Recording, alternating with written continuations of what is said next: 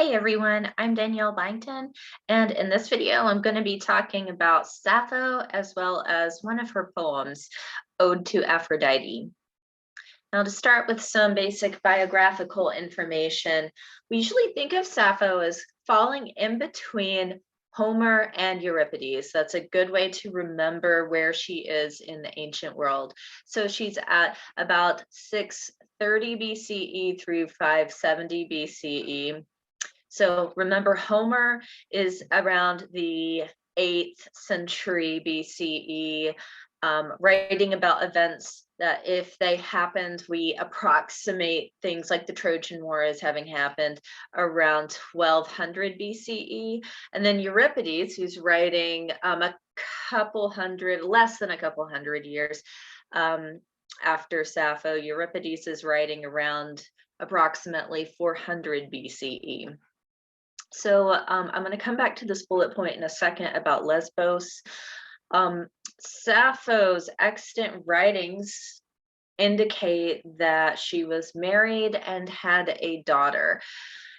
This is something you'll see if you are one of my students, or if you're a student elsewhere and you happen to be using the Norton Anthology of World Literature. The introduction mentions how what we know about her biography is it is an educated guess, but there to an extent it is still speculation to say that all of this is concrete, because a lot of this information is basically just being gathered about her from her writing. And remember, if you haven't been told before, you never conflate the speaker of a poem or in a piece of fiction or whatever with the author themselves. For sure, their biography influences the writing. That's why I always spend a lot of time talking about the biography, but it's not necessarily the same person. In fact, it shouldn't be assumed to be the same person at all.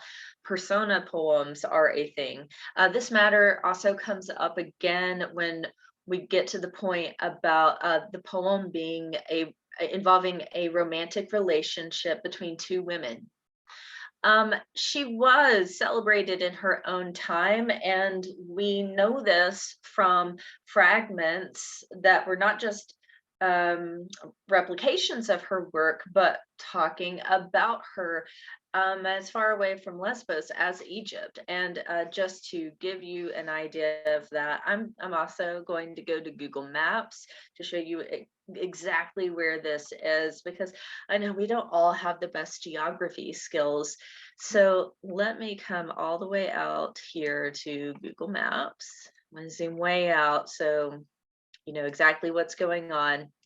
Okay, so here is Europe, and I'm going to go here just towards the east of Greece.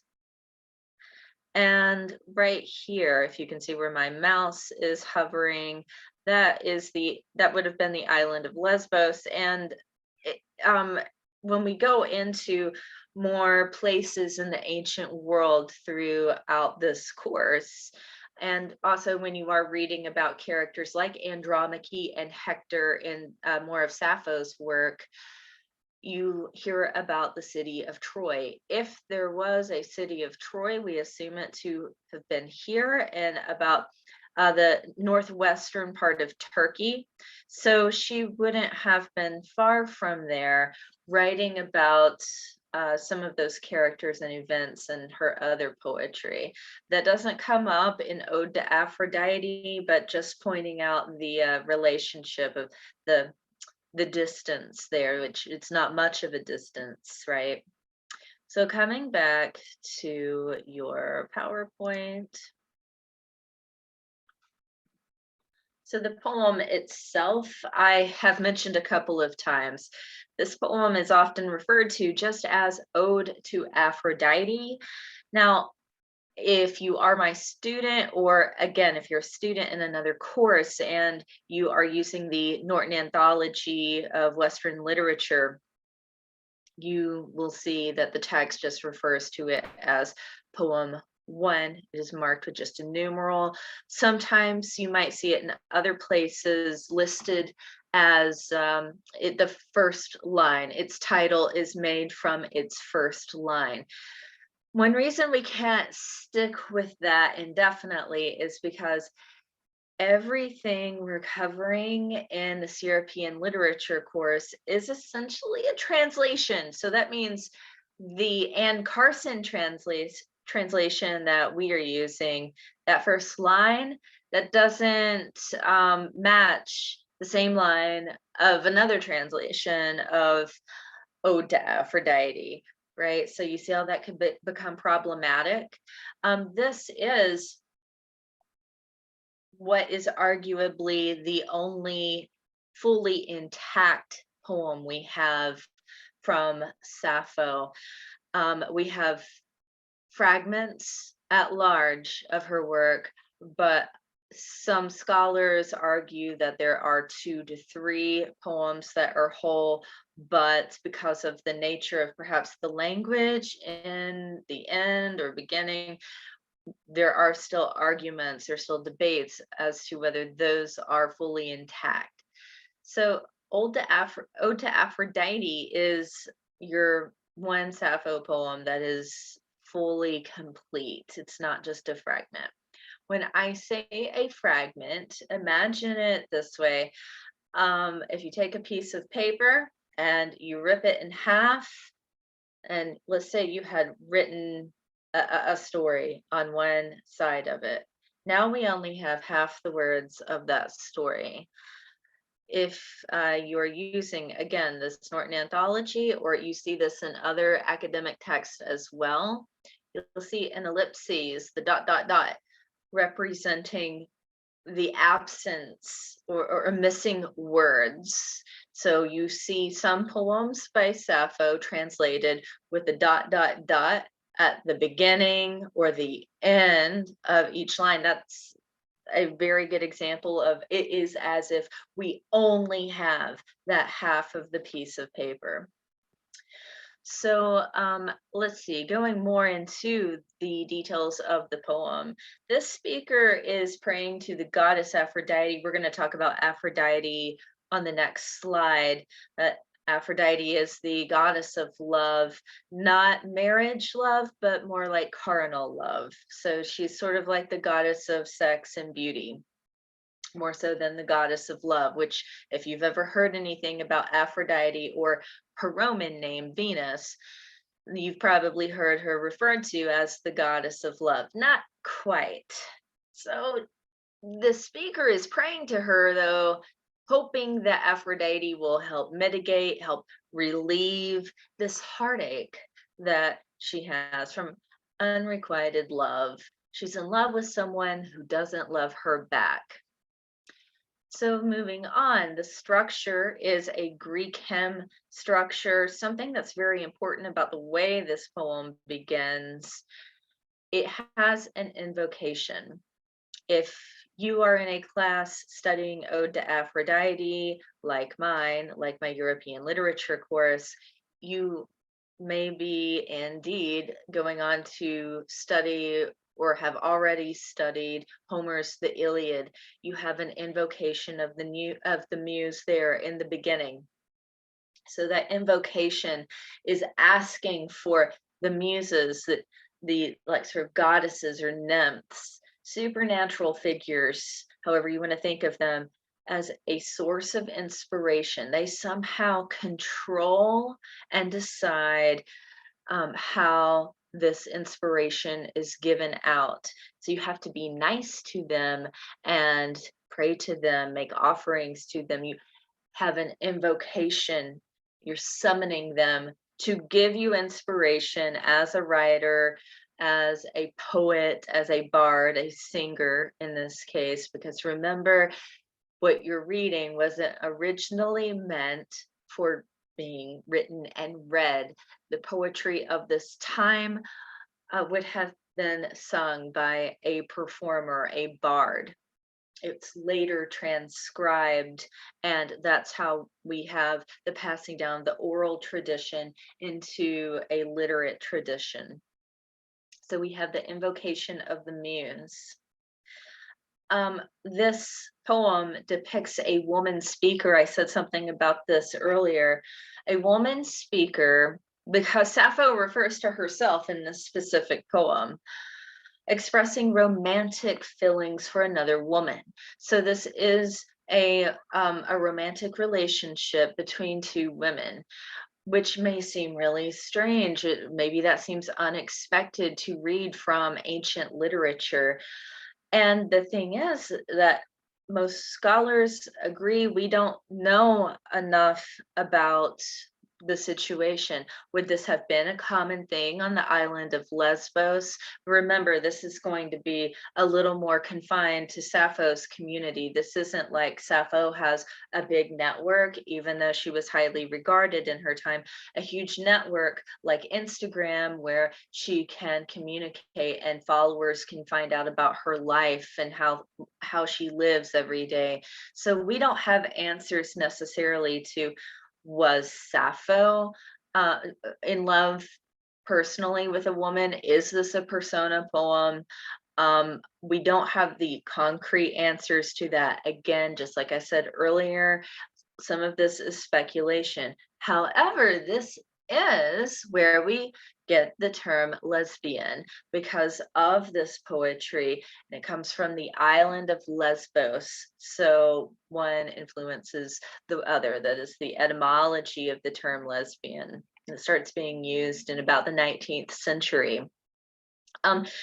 As you can imagine, it was previously taboo to translate the feminine pronouns in Sappho's work, because what was going on was basically the people who could speak the language, who were translating it into English, saw that, and no matter what their personal politics would have been, they would have known that this is widely not going to be acceptable to write a poem about a woman in a romantic relationship with another woman. Now, for the first time, it's finally published with the feminine pronouns in about the mid 20th century, but not that that time made it any easier. But for the longest time, people obviously knew, the people who could do the translations knew, and that's how the term was even coined. Lesbian was coined before the translation into like released to the public, right? So a lot of that visibility of the LGBTQ plus community is associated with Sappho for that reason. So moving on to the subject of the poem itself, Aphrodite. So I said something about this just a moment ago. Her Roman name is Venus. So you see a lot of artwork depicting Venus, specifically the birth of Venus. I have a couple of images or so I'm going to show you that kind of match content going on in the poem. And I said she's the goddess of beauty and love, but it's more like the goddess of beauty and sex. It's not marriage love. It's not unconditional love. There are different types of love discussed in the ancient Greek world, such as Plato's Symposium. So the thing about Aphrodite, and you want to kind of remember this as you go on to read other texts like the Iliad and the Odyssey, you're getting into that very large canvas of characters. It's like a whole universe of the Trojan War saga. Aphrodite is one of the three main goddesses in the Judgment of Paris, which you will hear me speak of in another video.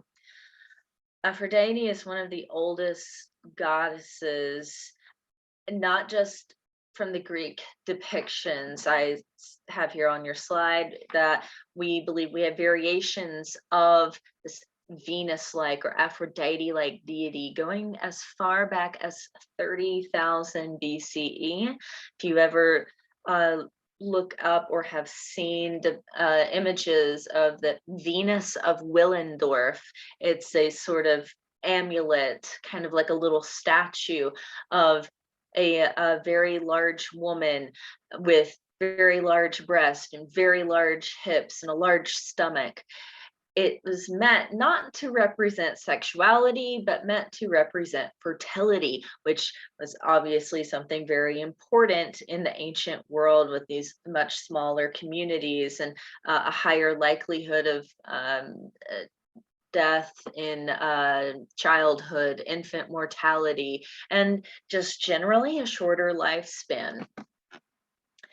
So, something else to remember about Aphrodite or Venus, whichever one you want to refer to her as.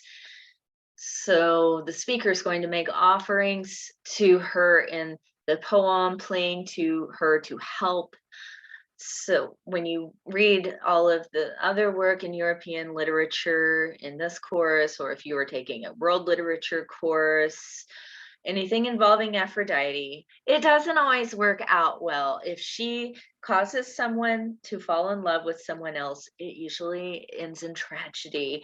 If you look at the stories of Helen of Troy, who is essentially kidnapped from her husband in Sparta and sent to Troy because Paris chooses Aphrodite as the fairest goddess of all in the judgment of Paris. Again, there will be a separate video for that story. Or in the Aeneid, when Aeneas leaves Dido on the beach, Aphrodite has caused Dido to fall madly in love with Aeneas. She's so lovesick that she kills herself on the beach when he leaves her without saying goodbye. So you see, these often have sad endings when Aphrodite is involved. So if the speaker in this poem gets what she wants, it's probably not going to end well.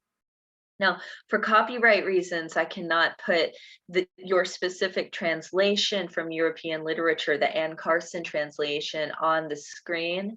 So we're going to talk about it as just the lines that are represented. So we have the very first line having a lot of content we need to discuss. Line 1, you have deathless Aphrodite. She's deathless because she's immortal. She's a goddess. She can never die. And she is described as having a spangled mind. Two things about those word choices. So in the original text, like before it's translated to English, the original source material, there is a little bit of damage on one of the letters representing one of the, or symbols, I should say, representing one of the sounds in this word that could either be mind or throne. Because of that little bit of damage, scholars debate whether that word is meant to be mind or throne. The thing is that contextually, both words can be made to fit, because if it is a throne, well, it makes sense because the speaker is talking about in this first stanza how Aphrodite is the daughter of Zeus, and then going on through the poem, she's going to come down from Mount Olympus to grant the speaker's wishes. So Aphrodite is in this sort of idea of royalty, being a daughter of Zeus. So throne fits the context. On the other hand, in the Anne Carson translation you're using in my European literature course, mind also works because she is immortal. She is of a different kind of mind, of a different sort of reality, you might even think. So the mind and the throne both work equally. The other word, the spangled mind. So think of what spangled means, like the Star Spangled Banner. So it's like a glitz of stars. In a lot of ancient Greek works that have been translated into English, you see a lot of use of synonyms like glittering, flashing, shining. So there's always this sort of descriptive language indicating that things or certain people or certain attributes about them are hard to look at. So, for example, when you read the Iliad and you are reading about Hector, it's always his shining helmet, his flashing helmet. Or when we read about the episodes from the Trojan cycle, from in other works outside the Iliad and on, about the wooden horse, it has glittering eyes. So think about if you try to look into the sun, it's very hard to do. You can't quite do it. You can't quite see it exactly. And it's not a good idea to do. It's dangerous. It can hurt you. It can damage your eyes. So it's a very similar situation here with these people who and gods and goddesses who are described with that kind of language. You can't quite see them in their entirety because they're immortal, or there's something godlike about them, like Hector, who is immortal but is just like the best of the best of the Trojan warriors, or there's something even dangerous. It can harm you, like the wooden horse, which is used to sneak the Greeks into the city of Troy at night. So, oops, I'm sorry, going back to this slide. Moving along, we have the goddess traveling down from Mount Olympus. So the speaker has said, please don't leave me heartbroken at about the end of stanza 1. And if you have ever heard me cry for you or plead for you, you are going to come down from Mount Olympus and leave that house of Zeus. Remember, he's the father of Aphrodite. And Sappho is coming down as like a manifestation of sparrows. Sparrows are a symbol of Aphrodite. If you think about how you might see this in the real world, it's like when there are those huge flocks of birds and like one shifts into another direction and they all go, and it's almost fluid like. That in the ancient world would have seemed like a sort of omen to them, a good or bad sign if maybe they just prayed or made an offering to their deity. So Aphrodite comes down about mid-poem in the form of sparrows to help Sappho. Now, some imagery I can show you. I said there are many depictions of the birth of Venus. In a nutshell, with that story, Venus is born from Cronus and his wife. These are earlier gods and goddesses, and there are variations of this story, but roughly, just to sum it up, there is an argument. Cronus is castrated, and his genitalia is thrown down from the heavens, landing in the ocean. And as it floats back up to the surface in the sea foam, it comes out as the most beautiful goddess ever, the goddess of beauty and, remember, carnal love. So that is Aphrodite. She is born from that act, born from a piece of the body that represents the carnal, right? So that's sort of why she is like she is, we might think. So here in these two images of the birth of Venus, instead of having let me move this down a little so you can see the cherubs.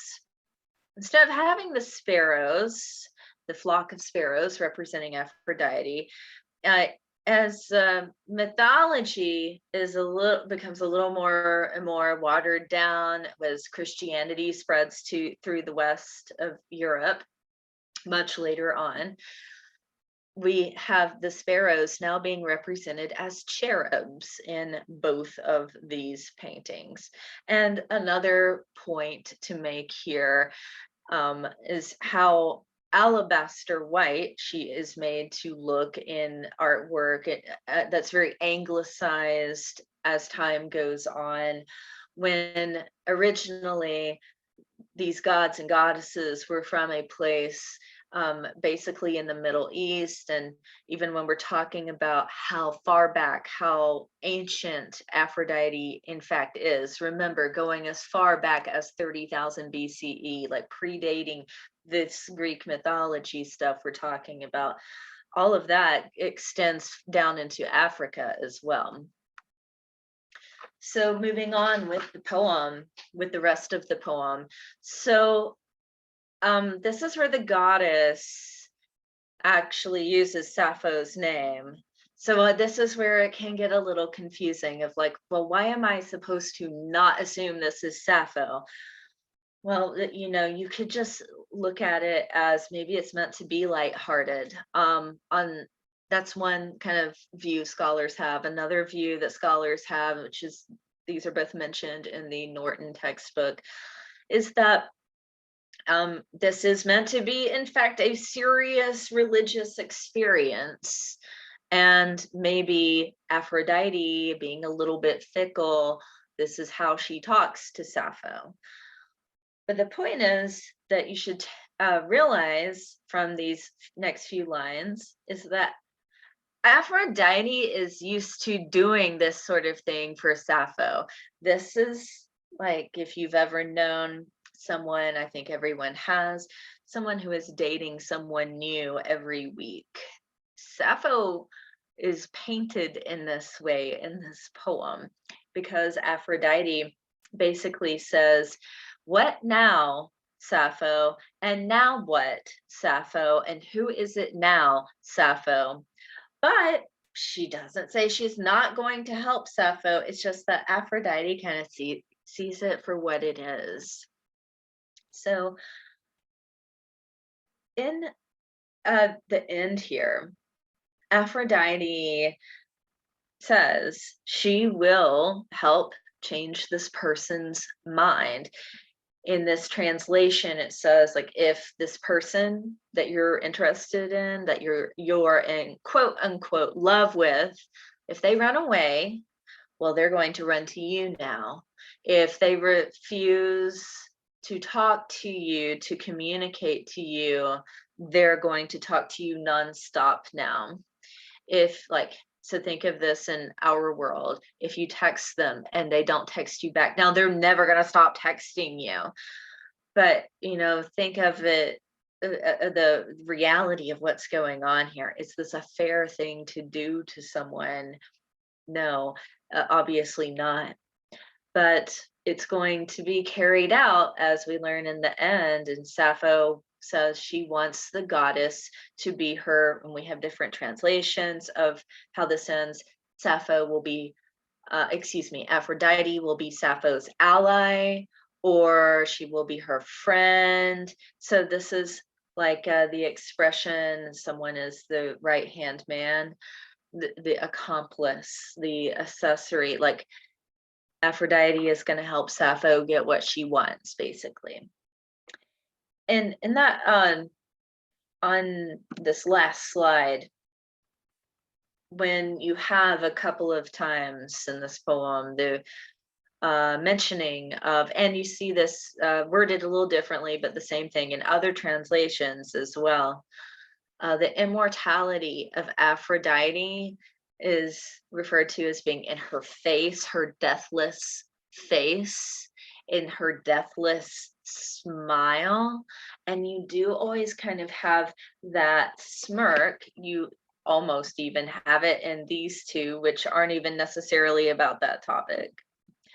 But that deathless, her smile and her deathless face is really seen here in the Botticelli painting, where it's as if she's playing a sort of coy attitude here, knowing that she's nude, but not hurrying to cover with the robe that is being handed to her. That really kind of sums up Aphrodite's personality here, and sort of the conversation she's having with Sappho in the end. Okay, that is all for Sappho and Ode to Aphrodite.